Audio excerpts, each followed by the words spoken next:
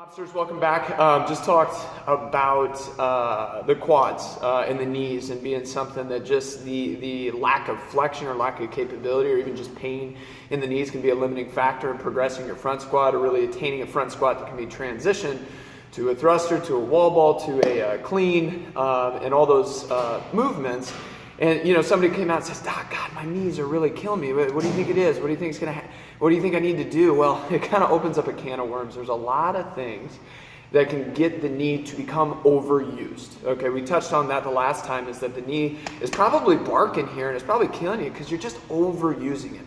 If we think about it here, if I kind of mimic the bottom of a front squat, what we want is a lot of mobility from the ankle, stability from the knee, a lot of mobility from the hip, stability from the lumbopelvic spine upwards, extension and mobility through the thoracic spine, and a lot of mobility through the shoulder to attain the front rack. So it's, whoa, that's kind of a lot, isn't it? Yeah, it is, but we know we have this kind of cool crisscross pattern where ankle is mobile, knee is stable, hip is mobile, lumbopelvic spine is stable, thoracic spine mobile, and so is the shoulder. So the thoracic spine all the way through, all of these things have to be mobile to maintain that front rack position. Now, where do you start? I would say probably at the proximal joint of the extremity that hurts. So it's your knee, and we go proximal or close to the core. We're really going to start to look at this hip. Okay, I think it could be the ankle really flaring up on your toes in a squat, so the knee dives forward and you're really hyper-loaded through the knee. Well, yeah, that's obvious. You got to get some more ankle range of motion. But what I see a lot of people is overusing the knee through underusing the hip. We'll kind of show this here. When I go into my front squat, I want to make sure I'm really loading or keeping a big load through my hips as opposed to dropping all the way straight down with my torso through my knees. Now, if I grew up in China and I've been squatting since I'm 4, or grew up in the Eastern Bloc and I've been squatting since I was 4, yeah, maybe I can pull that off. But realistically, I spent most of my life sitting in a chair and getting tight. So I really have to focus on trying to keep as much load and range of motion through my hip to protect my knee as much as possible. Looks like this.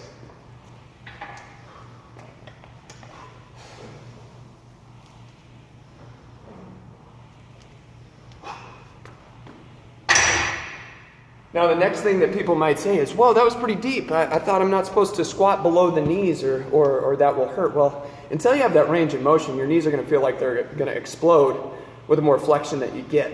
But the honest truth is, if you're grounded on your heel and you can actually drop below parallel, stress to the knee is significantly reduced.